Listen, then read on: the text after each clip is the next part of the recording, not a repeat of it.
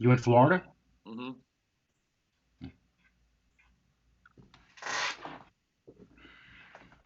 Well, hi everybody. It's Joe Cioffi here, and you can see the nose and eyes of Joe Rayo, who is now sunk down. There you go. Ah, now Yeah, you're sitting up. there So we are. here we are on a Sunday morning, coffee with Rayo and Cioffi. At the first live stream we've done pretty much since what was it, a week ago? That's right. It's the That longest time that I've taken off from doing live streams. But you know what? Kind of needed it. I discovered after not doing it the second day that it was a much needed and much welcomed vacation. Yeah. Well, I can tell you that a few people have actually pinged me over the last week saying, "What happened? You're not doing Joe and Joe anymore." And I said, "Well, it's just a matter of the fact that one of us, are taking a little bit of time off, and we'll be back." And here we are. Yeah, I uh, seeing that there wasn't really all that much going on weather-wise, uh, that it worked out to be a pretty good time. And by the way, I want you to know something. Driving down in Georgia uh, to the great state of Florida, and I mentioned this before to you, you get those wonderful sequence of billboards, all of which have different themes to them. You have the um, Adam and Eve sex toy shop. Okay, now, there's a new one that I found. Okay, so you've got the Adam and Eve sex toy shop billboards. Then there was the stripper club billboard, whose caption underneath said, and I thought this was kind of odd, but the caption underneath, as as a way of attracting people, the way of attracting people was, "We serve wings." Okay. So it sounds like it's a whole new world down there. Right. Then, of course, that's immediately followed by the Jesus saves billboards. So I guess if you're interested in the first two billboards, you're recognizing the fact that you're on the pathway straight to hell. So there's a billboard waiting for you for there. The one thing that was missing was which I thought was kind of strange, was the vasectomy billboards, which you usually get into when you get into the state of Please, Florida. Joe, you're getting into too much information Well, the now. only the only thing is on those vasectomy billboards is that the doctor that's selling, when you Right? look at his picture, you immediately say, I'm not going to him. Okay, I'm just not doing it. So, and on a weather note, I thought this was hilarious, but I guess it all depends on where you live. They were making a big deal Friday night over the fact that it was getting very cool. And actually, they had some pretty wild swings in temperatures. When you're driving through Orlando, I believe on Thursday, got to low 90s. It got to 91 or 92. So they were forecasting temperatures by Saturday morning to drop down to the mid 40s, which is a huge swing. It's a Right. 45, 50 degree plus temperature swing. But they actually were playing up the fact that the wind chills were going to be in the lower 40s. Oh, wow. It just struck me as like, you've got to be kidding me. Mid 40s temperatures, but the wind chills are going to be in the low 40s, and somehow this is even for here. I know people aren't used to it too much, but it's actually kind of nice. So we have got some clouds around today here, and yesterday, by the way, I don't know if you saw it. I posted on Facebook. The wind was a big deal. It was northwest at 20 to 30 with gusts of 40. They were kiteboarding, which I have never seen. Have you ever seen kiteboarding? No, no. So you have these giant kites, and then there's a cable that runs down from the kite to the person on the ground, who then attaches himself to a small surfboard, and they go out in the water. Oh my God, it's awesome! And these guys are doing all these. The wind is picking them up and lifting them up 50, 100 feet into the air, and it was amazing to watch. It was like I actually looked at it. I thought, you know what, that might be the one thing I might like to try and do one day. kind of like a what they had in Back to the Future in a way, the hoverboard, so to speak, Yeah, right? And you're yeah, hovering, you're 100 feet above the water, though. yeah. And they were going way out. I mean, they were really going out beyond the jetty, where the waves were breaking because there was really some pretty good surf going on. So, it's on my. I put it on my Facebook weather page yesterday. If you want to take a look at it, it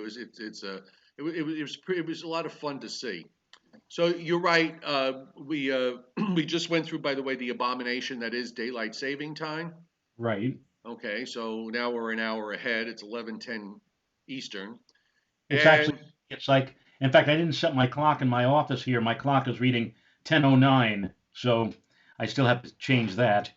You're a little bleary-eyed on the first morning or two when you go back on daylight saving time and you lose that extra that 1 hour of sleep. yeah. But we'll get used to it, unfortunately. And unfortunately for us, if there were any kind of a major weather event happening, which there isn't, but if there was, we'd be desperately looking for the new model run, which now comes out for us an hour later because we're Right. on this paucity of daylight saving So time. now, the Nam just finished. I actually I did a preemptive strike last night, and I drank 2 full glasses of wine. So I slept like a baby, and I woke up fine and dandy. I didn't care what time it was this morning. But Joe, you're right. I'm going to bring up some maps, and uh, I'm on one monitor today, so I can't maneuver as well as I usually get to when I'm home. So give me 1 second here, and See, thing is, where you are, if we had a day down in Florida, like what we're having up here in the tri-state area, people would be bundled up with sweaters and jackets and whatever. Meanwhile, we have been promoting for the past several days great weather for today, temps in the 50s to around 60, and tomorrow temperatures may jump well into the 60s and may even touch 70 in a few spots. Yes, I know where you are, it probably would be a chilly day or a cool day, but still it's going to be magnificent for a lot of us up here these next oh couple of days. yeah, oh, I'm enjoying it down here. It's really nice. But yeah, you're right. And you are going to go to 70 tomorrow if you get, as long as you don't, you don't get any high clouds to mask the sun away. I have the watches in the mornings across the country, either for March. We're on the anniversary of the, a couple of years ago, the four nor'easters. The second nor'easter was going through around this time. I believe Tip Veltman had sent me a message reminding me of that. Um, I also got a couple of Briller Jeopardies to do if I got to find them. I The chairman sent me a Briller Jeopardy about a day or two ago about not weather but Perry Mason. Oh, Uh, okay, we could do that.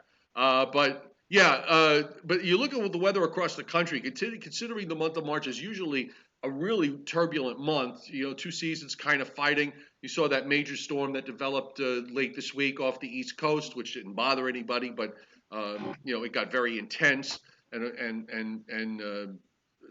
drew a lot of the cool air down the East Coast to where I am now in Florida. But it's very quiet coast to coast. It's a couple of you yeah, excuse me, you have a couple of red flag warnings. They are indicating, by the way, from northeast Pennsylvania and northern New Jersey up into the Hudson Valley for tomorrow, a potential fire risk for being bone dry. I guess that's relative to the time of year. yeah, yeah, it's going to be.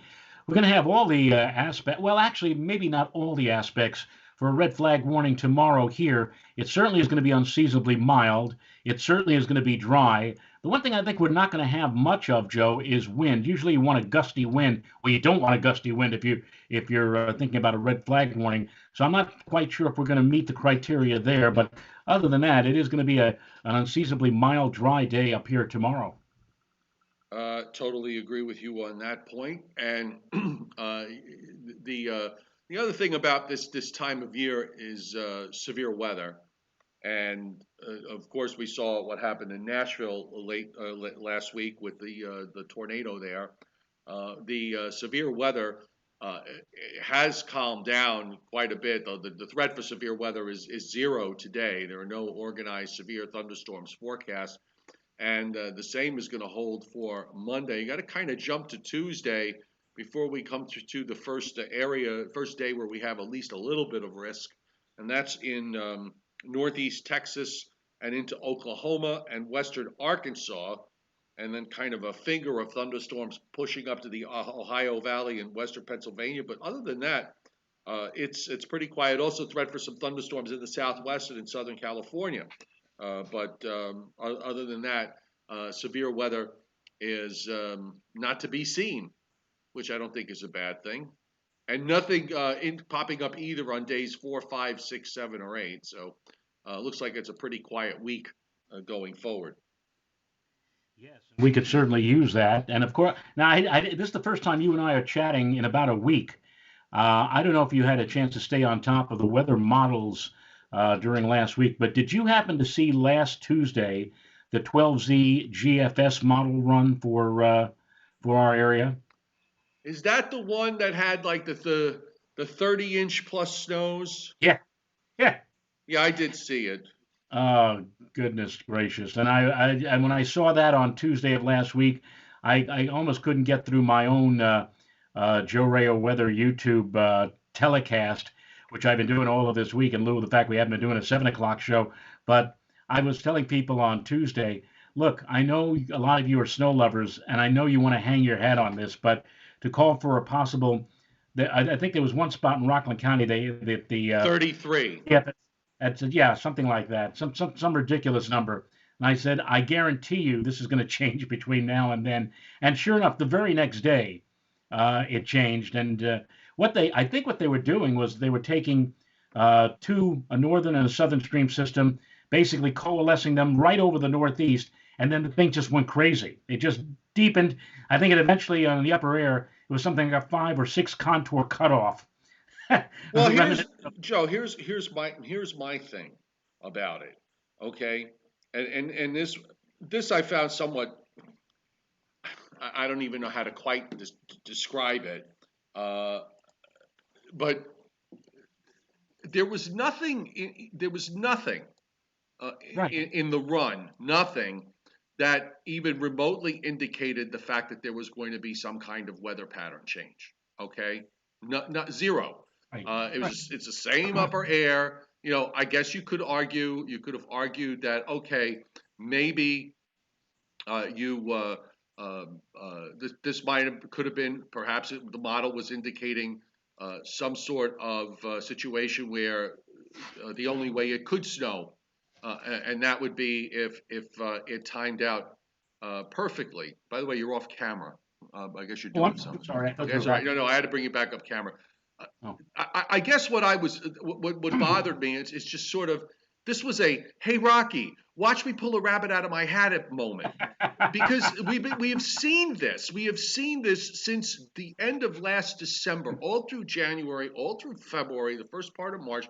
We see these occasional runs of the GFS where it puts these snowstorms, and one is more ridiculous than the other, and not a single one has come out. So I mean, how many times are you going to beat your head on the table before you realize that that is not the way to cure a headache? Okay, Right. that's the thing that bugged me, started bothering me about it is having, you know, why are you jumping on this? Why is anybody even that's involved in forecasting even remotely jumping on any of this? None. It's all BS. It's all model BS. Right. And you're absolutely right, especially so with I mean, the GFS certainly had its moments, and last Tuesday certainly was one of those moments, but also the European model promising sometimes big storms, but big storms 6 and 7 days out, which when we get to the actual event, never verified to any degree. So to see, like, let's say a 22-inch projection, a projection of a 22-inch snowfall in Rockland County from this system, this model run from last Tuesday for, I think it was next Thursday. I think they kicked off. If you would believe this run at face value, next Thursday Right. you up, and there already would be like 6 inches of snow on the ground, and by Friday morning, again anywhere from 1 to 2 feet additional snowfall. And I just said, this this is not going to happen. The, There's no blocking, as you pointed out. There was nothing in advance of this that would support this. But every once in a while, maybe the night before the GFS, had had a rum run or something. I Who don't know. knows? By the way, if you, Joe, if you can you keep a running keep an eye on the comments because for some reason I'm trying to bring it up on my phone and I've got the live stream up on my phone, but I can't see where the comments are. I can't Okay. seem to bring up any of the comments on the screen. All right. So Most of the people right now seem to be saying not necessarily watching us or throwing questions at us. They seem to be chatting amongst themselves, well, which is fine, which is which is fine. which Which is we're fine. okay with that.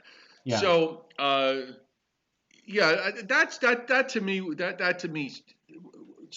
was kind of stood out this week. It's like how many times are you supposed to beat yourself on the head uh, before you realize that this is just nonsense? And I did see, it was a couple of things. There was a piece printed this week about, the problem with um, uh, weather on social media because of the fact that you get these people that they put up these they'll put up maps and they'll just take that snapshot map of the GFS run with all the snow, and then they'll put up it like you said, then they'll put up what's supposed to be a disclaimer that says this is not a forecast. Yeah. We're battling against people that are using that use weather for clickbait, and it's particularly frustrating because you and I run a clean operation here. Okay, we don't do stuff like that. And I guess the best thing we can just keep doing is just saying to people, look, what you're seeing is just the usual model bullshit for people trying to get clicks, for clickbait. And if you want to watch, there's a lot, not just us, but there are a number of reliable weather programs that you could watch, and you should find those and watch those and pay no attention to the rest of the nonsense. It's true. It's absolutely true. And you're right. There are people out there who probably were proclaiming. I personally don't look for them or didn't intend to look for any of them. But, in the back of my mind, I said, my goodness, there's some websites and some Facebook pages out there that are probably going to take this and proclaim massive snowstorm for late next week. But as I pointed out on my YouTube discussion on Tuesday, this simply ain't going to happen, and it's going to change. And I figured it was going to change gradually as the week wore on. No sooner did we get to Yeah, the it's the next next run. It's hour, gone. it was gone. It was Yeah. gone, all gone. So the one thing I did notice, you and I had this discussion. I'm pulling up the NAM model. Then I'm going to go to the old GFS. So you have this high that moves off the Mid-Atlantic coast. That's going to warm things up for today. Of course, temperatures well up into the 50s. Tomorrow it'll be 60s to low 70s by you. I should be up into the 70s tomorrow here in central south east central Florida. And then after that, it looks like we've got 3 weak weather systems moving northeastward toward the Great Lakes. It looks like a cold front passes here on Tuesday with a couple of showers, no big deal. Wednesday looks dry. Trying to figure out whether there might be something for Wednesday night into Thursday as a weak system drops southeastward. The NAM doesn't seem to be doing much with that. This, by the way, is what the model had as this big storm for late this week. Look what it's turned out to be. This. Exactly. I mean, come on, really? You can barely find it. The NAM barely has anything. The GFS has maybe a little bit more, but it just constitutes just a couple of drops of rain and then gone. And then we've got another front that comes through on Friday, and that really pretty much sums it up for the week. Relatively uneventful as far as I can see. Yeah, nothing really of any great portent for this week. Nothing that certainly we can't handle. And by the way, we have been talking for the last couple of weeks saying that we don't see something by the middle or well, certainly by let's say the 15th or St. Patrick's Day, the 17th of March, in terms of a significant change in the upper air patterns for later this month into early April, that hopes for any kind of cold or snow is going to go out the door.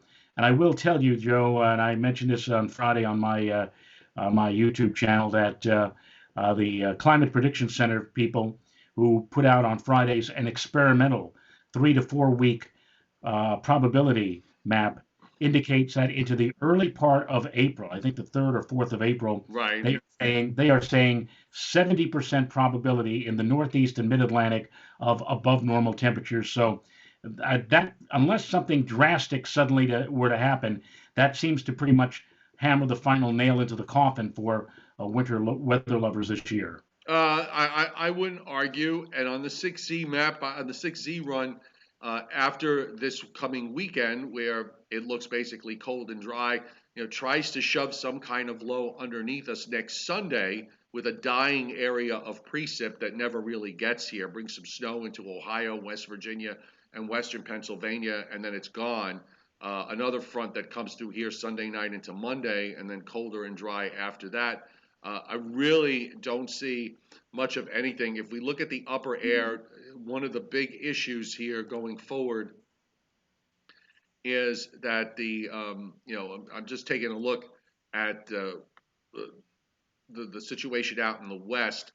You do have this Pacific North America index that remains negative with the troughing down the west coast. Now, the East Pacific oscillation actually was forecast to go negative shortly and stays negative for much of the period. So that could explain the possibility that we see a colder look over in general later next week and through next weekend and going into the following week.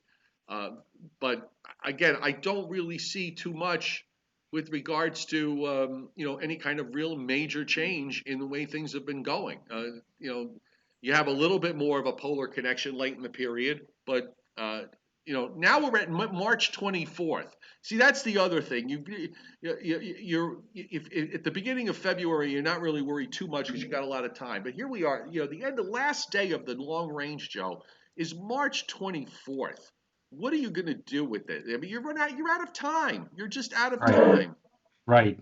Well, the clock has been ticking and it will continue to tick. And it does not look like we're going to see any kind of significant or radical change in the upper air pattern right on through the end of March and right on into early April. And you got to figure that if you're going to get any kind of frozen precipitation, if you don't have it by early April, you're not going to have it, period. After that is whatever, if it does suddenly change after the early part of April, what you're more likely to get is just a dreary, chilly rain as opposed to any kind of flaky conditions. Well, I bring up, by the way, I got the 10 millibar up in the stratosphere because this whole winter's been controlled by the fact that you've had this polar vortex sitting up in the polar region and just spinning away, and not keeping all the cold air tightened up, tightly wound over the Arctic.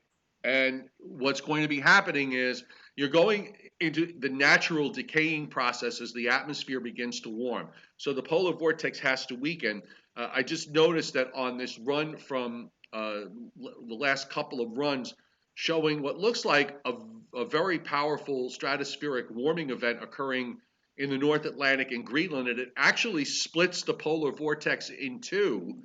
Uh, by the time we get to March 24th. Where was this a month ago? Okay? Yeah. Where was this a month ago? Because see, the thing is, seeing this now is has less value. It's far less value because of the time issue. Right. What this could mean is that, okay, if it's kind of signaling the idea that maybe we're going to go into some kind of springtime blocking pattern, which wouldn't be a big surprise because you do get blocky patterns that develop in the spring a lot. But like you said, the outcome from all of this could be eventually maybe getting into April, where you get into a couple of weeks where it's very cool and raw and chilly and wet, and that's it. Okay, because you're at that point you're too deep into the spring, and everything's got to be absolutely perfect for something to happen. Right. Right. And again, as I mentioned just a minute or two ago, by the time, if indeed this seems to trend toward a colder pattern and a more favorable pattern for storms, what are you going to get? You're into April now, and it's more likely, at least in the I-95 corridor, more likely you're going to be seeing chilly rains as opposed to snow.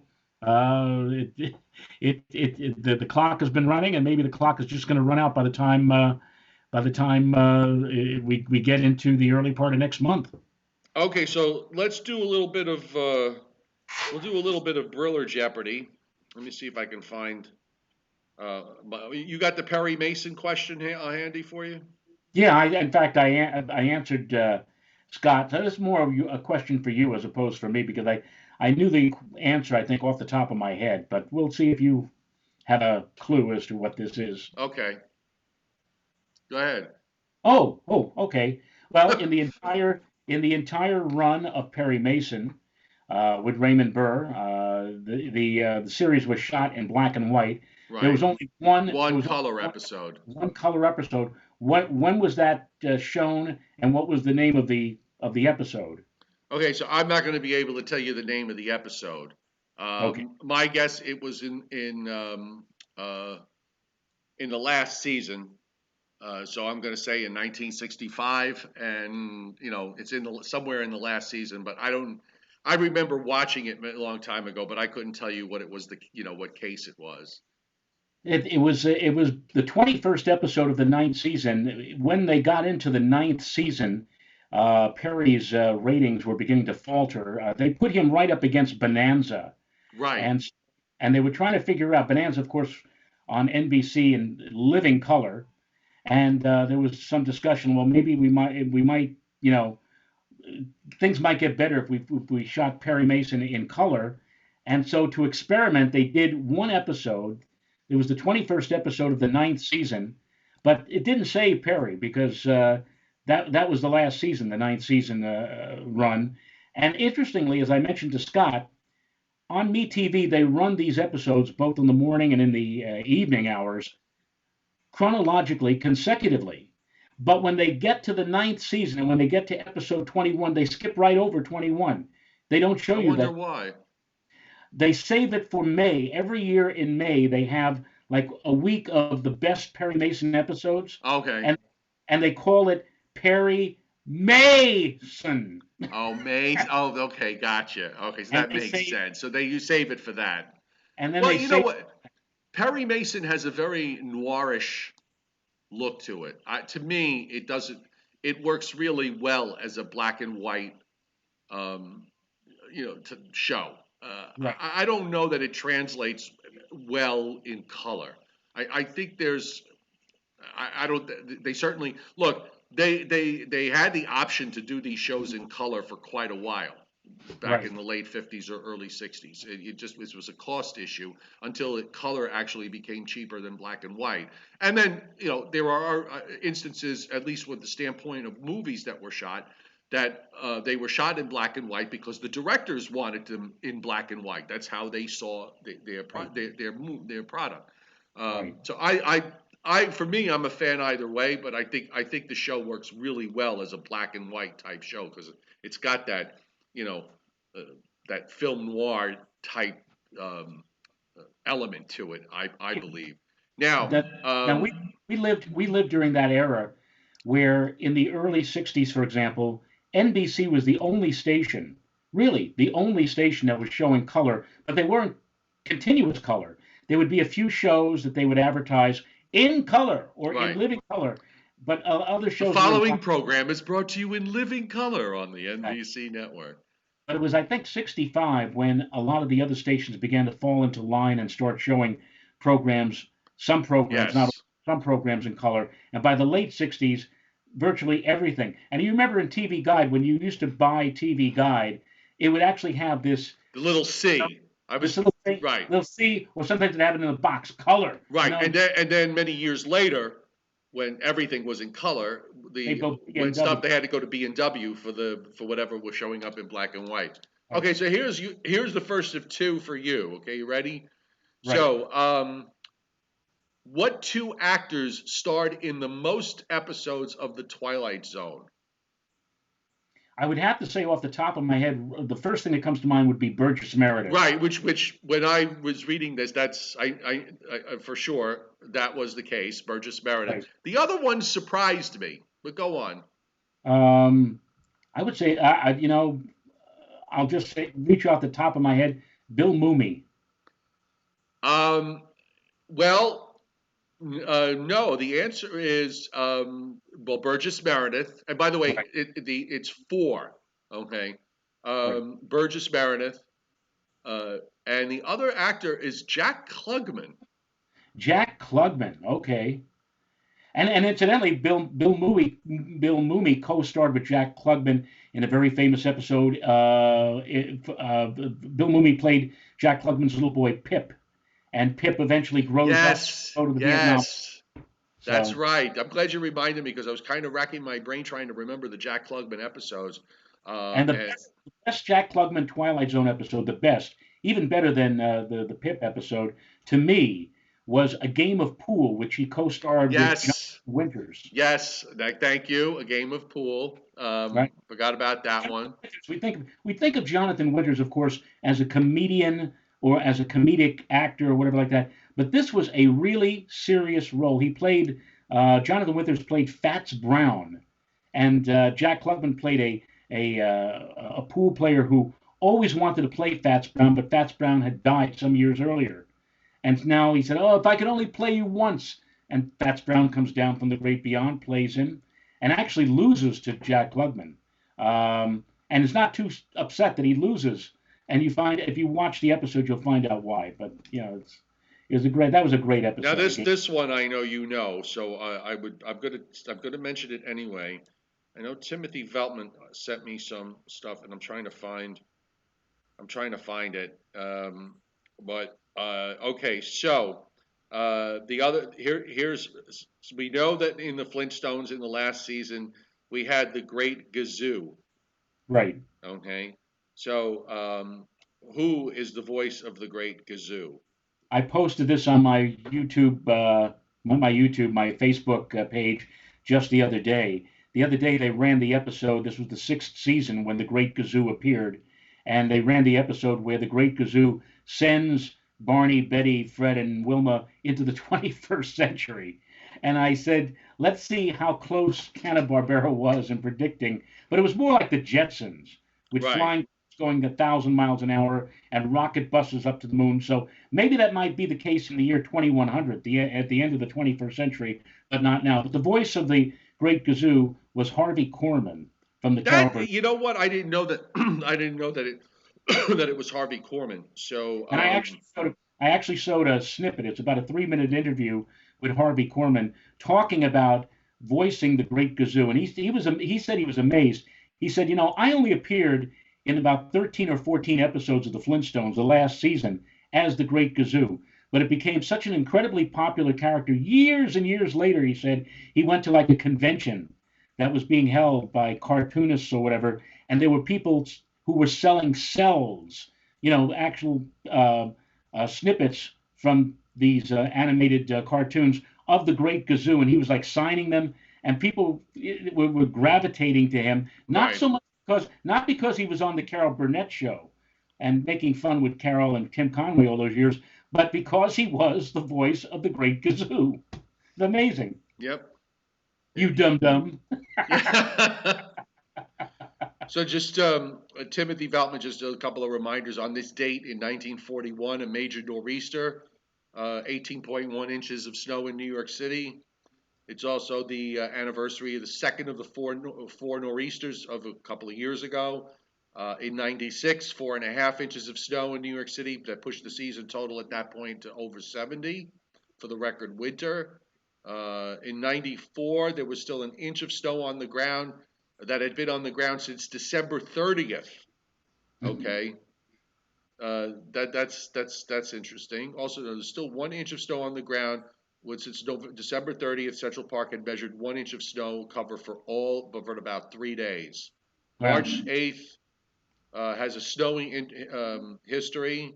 Um, 98, 99, some decent snow. This was back to with Timothy talking about when his grandma has passed away back in the late 90s and around this time, and that snow going back and forth. In '96, when my grandmother passed away in '96, and that was right after a big snowfall in late February, about February 25th, I believe, 25th or 26th. So she always wanted snow on the ground, so she got it. She was a big fan of snow. She came from Italy and from a place where it didn't really snow very much, so she always got excited. Maybe that's where I got it from, the snow lover part of it. Right. So anyhow, any plans for this Sunday? Right. Well, in about 20 minutes, my wife and I will be leaving. We're heading to Mahopac to march to represent the German American Club of Putnam Valley in the 42nd annual Mahopac St. Patrick's Day Parade. And up here, a lot of places, a lot of towns, in advance of the big parade in Manhattan, have St. Patrick's Day parades. And this is a very nice day to do some marching, I think. Right, all right. And I'm going to the Charlie Daniels concert tonight. Really, Yeah, The Charlie Daniels. the Charlie Daniels concert. Yes, I wonder The Charlie Daniels band. Yeah.